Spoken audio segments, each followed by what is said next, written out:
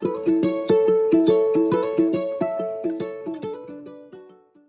done. Next, the frictional force also leads to a decrease in the speed of a moving object or sometimes stops it. यानी कि कोई भी object move कर रहा है कि सरफेस, वो कभी ना कभी तो रुकेगा या फिर उसको अपोज करने वाला जो मोशन होगा वो फ्रिक्शन होता है। तो अगर फ्रिक्शन ही नहीं होता तो हम साइकिल चलाना स्टार्ट करते और पता नहीं फिर रुकते भी नहीं, फिर पूरी ज़िंदगी भर साइकिल ही चलाते रहते, because there is no force of friction to stop that bicycle. Okay, that is also done. Third point is written, it can lead to noise pollution in certain cases. हम सेम एग्जाम्पल को consider करेंगे तो सारे points समझ जाएंगे। Because machine के parts में friction हो रहा था, वहाँ पे हीट एनर्जी जनरेट होगी, मशीन ख़राब हो रही है और स्टॉप नहीं हो रही है। और अब नॉइज़ पॉल्यूशन, कोई चीज़ आपस में घिस रही है, that means there is very noise pollution. Even you have seen that if we means घिसेंगे अगर किसी भी दो टाइल को आपस में, देर इज़ अ च्विंग चाइंग type sound like this, that is very irritating sound, noise pollution is there. For instance, aircrafts produce loud sound due to the resistance of the air. Okay, जब भी आपने देखा होगा कि कोई भी एरोप्लेन आता है तो एक मीन्स बहुत ही रफ साउंड सुनाई देती है, दैट इज़ वो हमें ये बताता है कि वो जो फ्रिक्शनल फोर्स यानी जो एयर उस पर फ्रिक्शनल फोर्स एक्ट कर रही है उसको फाड़ते हुए यानी उसको चीरते हुए आगे जा रहा है. That is the sound we came to hear. अब to hear it can lead to noise pollution, that is done. Okay, bicycle दिखाई गई है, बाइसिकल चला रहे हैं तो वो कहीं ना कहीं जाके अपने आप स्टॉप भी होती है. Okay, wear tear of machine. Okay, now the next topic is how we can reduce और इंक्रीज फ्रिक्शन. अगर हमें पता है यहाँ हमारा डिसएडवांटेज हो सकता है फ्रिक्शन से, तो हम उसको सही भी तो कर सकते हैं, उस फ्रिक्शन को रिड्यूस भी कर सकते हैं. अगर हमें पता है कि अगर हम नॉर्मल क्या कहते हैं कोई स्केटिंग पहनेंगे वो भी टाइल्स पर, तो हम फिसलेंगे, that means there should be something to reduce that friction, यानी वहाँ पर हम फ्रिक्शन को इंक्रीज़ करना चाहेंगे, है ना. तो हम कैसे फ्रिक्शन को रिड्यूस या इंक्रीज़ कर सकते हैं. First we will see increasing friction. Sometimes we need to increase the friction so as to avoid the slipping of objects. Okay, first is the sole of the shoes is grooved so that the friction between our feet and the ground increases and we can walk safely. यानी कि यहाँ पे कहा गया है कि जो sole of shoes, if I draw a shoes like this, then what we can see here, there are rough surface नहीं रफ होगा, उसका ग्रिप बहुत ही ज़्यादा होता है और उसकी वजह से जो एक सरफेस स्मूथ होता है वहाँ पे जब हम चलते हैं तो वहाँ फोर्स ऑफ फ्रिक्शन एक्ट करता है. हियर इफ आई से 1 minute. Okay, so here we can see, here you see the tires are treated so that they can have a better grip over the ground and allow the smooth movement of the vehicle. Similarly, अगर हम tyres की बात करें, if we have tires, truck tires, heavy tires, and here we see that there is such type of gripping is there. Okay, और gripping होगी तो ये force of friction act करेगा जिससे कि टायर्स स्मूथ नहीं होंगे बल्कि ग्रिप्ड होंगे. But yes, this surface should means can be smooth or may be rough, that depends on that surface only. So force of friction will come. Brake pads are used in bikes to stop them suddenly from moving by increasing friction amount of friction. Okay, जिस तरह से trucks रुक जा रहे हैं उस तरह से बाइक्स भी रुकेंगी. ओके, ब्रेक्स हम अप्लाई करेंगे तो उसमें फोर्स ऑफ फ्रिक्शन आता है बाइक एंड द रोड के सरफेस में, इसकी वजह से बाइक रुक जाती है. Kabaddi players rub their hands with soil which helps in increasing the friction between the hands and allows them to have an easy grip of the opponent. यानी कि अगर देखेंगे कोई भी कबड्डी प्लेयर है या फिर मीन्स देयर इज़ मीन्स कहते हैं कुश्ती या दंगल हो रहा है या कबड्डी वाला गेम हो रहा है, वहाँ पर जो प्लेयर्स होते हैं वो अपने हाथों में रफ़ अगर सिर्फ सैंड लगाते हैं तो वो दूसरे को पकड़ते हैं तो उनका हैंड स्लिप हो जाता है. वहाँ पे फ्रिक्शन उस सैंड का बहुत ही गलत है, इस वजह से वो ओपोनेंट वाली टीम को पकड़ नहीं पाते, ओपोनेंट वाले प्लेयर को पकड़ नहीं पाते. लेकिन जब भी कबड्डी प्लेयर्स होते हैं इस तरह से तो वो एक मड टाइप के सॉइल टाइप का उठा लेते हैं, अपने हैंड में रब करते हैं इस तरह से, और ताकि वो अपोनेंट वाले प्लेयर को पकड़ेंगे तो ईजीली ग्रिप आ जाएगी। ईजी ग्रिप आने से वहाँ पे फोर्स ऑफ फ्रिक्शन एक्ट करेगा, यानी कि वो ईजिली पकड़ लेंगे। Now if we see the last topic, that is reducing friction, and after that I think fluid friction is also there in detail. Okay, reducing friction, how we can reduce the friction. Sometimes in order to have a smooth of an object, the movement of an object, we need to reduce friction. Okay, we know because first one क्या कहते हैं, जब भी हम carrom खेलते हैं तो carrom में अगर हम पाउडर नहीं डालें, टैल्कम पाउडर डालते हैं ना, कॉस्को पाउडर, टैल्कम पाउडर, सो वहाँ पे अगर हम पाउडर नहीं डालें और कैरम के जो कॉइन्स हैं उसको हम स्ट्राइक करें तो वो ईजीली होल्स में नहीं जाता या ज़्यादा डिस्टेंस कवर नहीं करता है। ओके, जैसे ही हम पाउडर डालते हैं वहाँ पे फ्रिक्शन डिक्रीज़ हो जाता है एंड मोशन इंक्रीज़ हो जाता है। ओके, मोशन इंक्रीज़ हो जाता है, जो उसका मोशन होगा वो इंक्रीज़ करेगा, बट जो फ्रिक्शन है वो डिक्रीज़ करेगा, because we have made the surface smooth. अगर वो कैरम बोर्ड का सर्फेस इस तरह से होगा और हमने वहाँ पर इस तरह से वहाँ पे पाउडर अप्लाई कर दिया, हमने वहाँ पर पाउडर इस तरह से अप्लाई करा और अप्लाई करने के बाद वो सरफेस स्मूथ हो जाता है, दैट मीन्स वो पूरा इस तरह से भर जाता है। और भरने के बाद जब वो सरफेस स्मूथ हो जाएगा तो जो उस पर कॉइन है वो इजीली क्या करेगा, मूव करेगा। If we have pushed the coin from here then it will just slide it. Okay, done.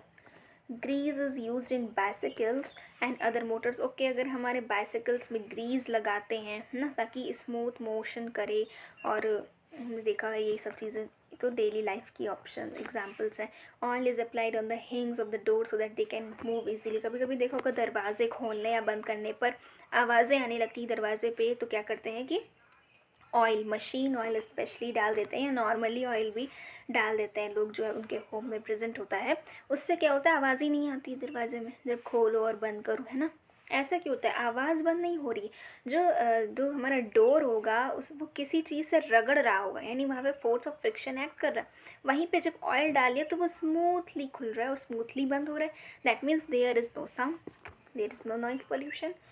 Now applying substances like oil, grease or powder allows in smooth movement as they block the irregularities of surface। जैसे ही हमारी जो body irregular है ना, हमारी body अगर irregular है और हमने वहाँ पे पाउडर या फिर ऑयल अप्लाई कर दिया, पाउडर या फिर ऑयल अप्लाई कर दिया, तो वो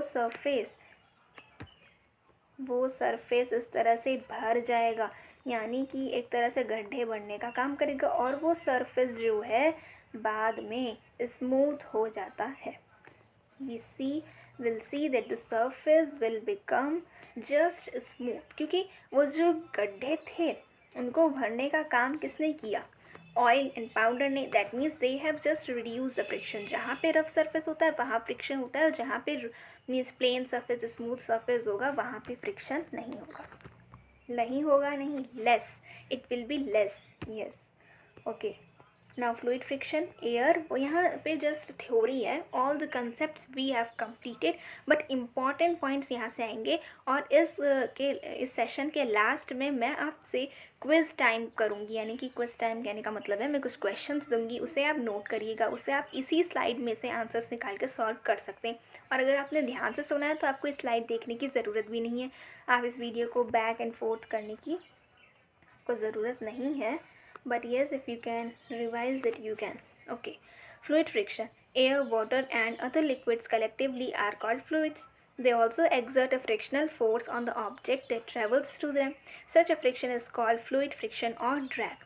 यानी कि एयर और वाटर पर, एयर और वाटर कलेक्टिवली हम किसे कहते हैं, फ्लूइड कहते हैं, जो कि फ्लो कर सकता है। ओके, वहाँ पे कौन सा फ्रिक्शन एक्ट करता है, फ्लूइड फ्रिक्शन एक्ट करता है। जिस तरह से हम स्लाइडिंग फ्रिक्शन, रोलिंग फ्रिक्शन कह रहे हैं, ऐसे इसको फ्लूइड फ्रिक्शन कहेंगे, बट इसका एक और नाम हम कहना चाहें तो ड्रैग कहते हैं इसको, है ना। कभी कभी इसको विस्कस ड्रैग भी कहते हैं, वो बड़ी क्लासेस में यूज़ करेंगे।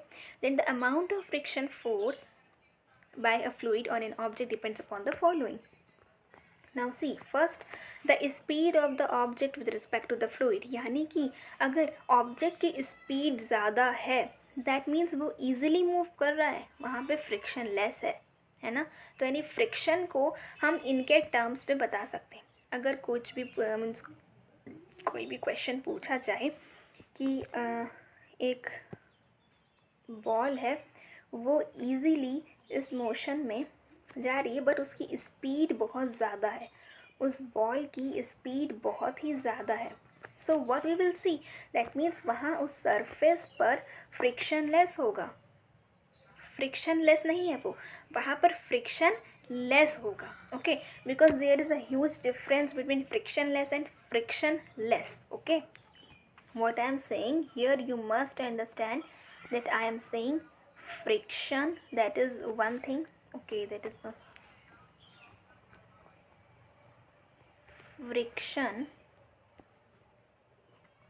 less, it is different than friction less together. Okay, I am writing it like this. Okay, friction is less, यहाँ पे फ्रिक्शन लेस अगर अलग अलग है वहाँ पे मीनिंग है कि जो फ्रिक्शन है वो लेस है। फ्रिक्शन लेस अगर एक साथ आ जाए दैट मीन्स वहाँ फ्रिक्शन ही नहीं है, वो जो सरफेस वो फ्रिक्शन लेस है, वहाँ पे कोई फ्रिक्शन एक्ट ही नहीं करता और जो कि पॉसिबल नहीं है। तभी हम कहते हैं नो सरफेस और नो बॉडी और no object is friction less. Okay, so अगर हमें फ्रिक्शन पता करना है तो हम उसकी स्पीड को देख कर भी पता कर सकते हैं। अगर वहाँ पे बॉल बहुत ही तेज़ी स्पीड से जा रही है और वो बहुत देर बाद रुक रही है दैट मीन्स उस सरफेस पर फ्रिक्शन लेस होगा। Second point, the nature of the fluid, fluid के नेचर पर भी डिपेंड करता है। दैट मीन्स इट्स विस्कोसिटी और its tendency to resist the flow. Viscosity की जो एक्चुअल डेफिनेशन है वो यही है कि viscosity means its tendency to resist the flow, resist the motion, that is friction, but viscosity means resist the flow. Here we can see viscosity का. For example, if we put a drop of blood on any surface, then what we will see, it will just stuck like this. If there is a blood of means drop of blood, then it will stick to the surface like this. Okay, and for the same, if we are taking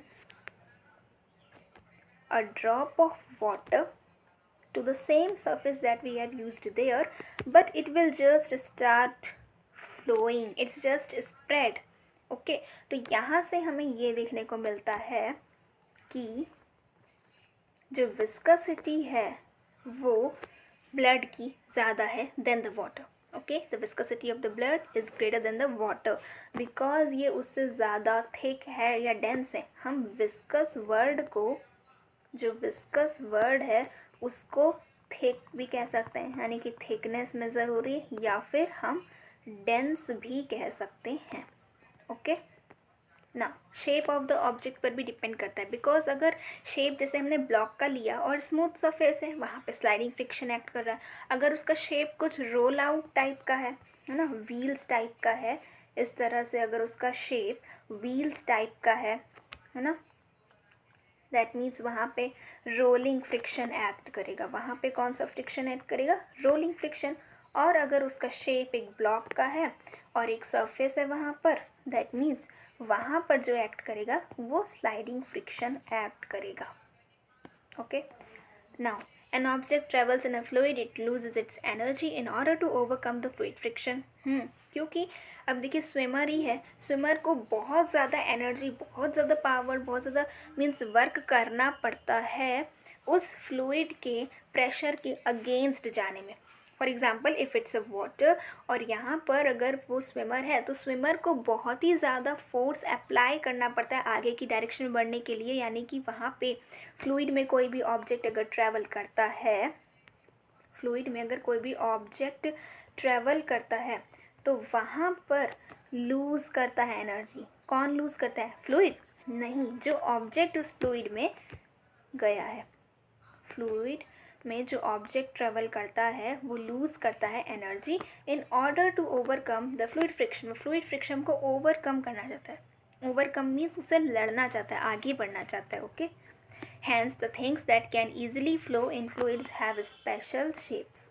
For instance, ships and boats have a particular shape that allows them to resist the fluid friction we have seen. Like this, we take the shape of the boat. Here we can see like a streamlined shape, okay, that resists the friction in water. Birds in aeroplane have a specific shape that we know. The bird is having a shape like this from in front, okay, if it's like a bird or a different what we can see, okay. And then in the shape of aeroplane also we have seen, okay, this type shape. And also fishes also even have this type of shape. So this is called streamlined shape. Not only this, all the vehicles are designed in a way so they can resist the fluid friction because air is present everywhere. Air is present everywhere. So this has completed our whole chapter, that is friction, and I hope you have enjoyed. अब मैंने जैसे कहा था session के last में मैं कुछ important questions दूंगी. जैसे ही हम स्लाइड को स्लाइड करते जा रहे हैं वैसे वैसे क्वेश्चंस बनते जा रहे हैं. फर्स्ट ऑफ ऑल क्वेश्चन जो आता है वो क्वेश्चन ये आएगा कि फर्स्ट पॉइंट तो आप फ्रिक्शन लर्न ही करिए. फ्रिक्शन की डेफिनेशन, व्हाट इज़ फ्रिक्शन, ये आपको पता होना चाहिए. Second point, types of friction. Mainly अगर हम यहाँ क्लास 8 के स्टैंडर्ड से देख रहे हैं तो 4 टाइप्स इंपॉर्टेंट है. That is just you go through. And advantages and disadvantages, okay. Advantages and disadvantages, these are very very important. They will not ask directly in the question paper that write the advantages of the friction or write the disadvantages of the friction, but they will give the example and you have to identify what is going here and how we can increase and reduce. That is also the main point, increasing friction, okay, increasing friction. And the second is reducing friction or decreasing friction, okay. That is done, and this whole slide we have just gone through, okay. So last में मैं आप सभी को ये बताना चाहती हूँ कि मेरा यूट्यूब चैनल अकेडमिक्स के लिए बहुत ही अच्छा है. अभी मैं सिर्फ प्रोग्रेस ही कर रही हूँ, मैंने भी ज़्यादा वीडियोस बनाई भी नहीं हैं. तो मैं चाहती हूँ कि आप सब उसे लाइक, शेयर एंड सब्सक्राइब करिए और ज़्यादा से ज़्यादा अपने फ्रेंड्स को शेयर ज़रूर करिए, क्योंकि आप ज़्यादा से ज़्यादा शेयर करेंगे तभी उसमें ज़्यादा व्यूज़ आएंगे और ज़्यादा लाइक्स आएंगे, ज़्यादा कमेंट्स. और कमेंट्स करके आप बताइए कि आप कौन सा chapter, science and maths and what ever you want to study, I'll make the video for sure, okay. Thank you. Goodbye everyone.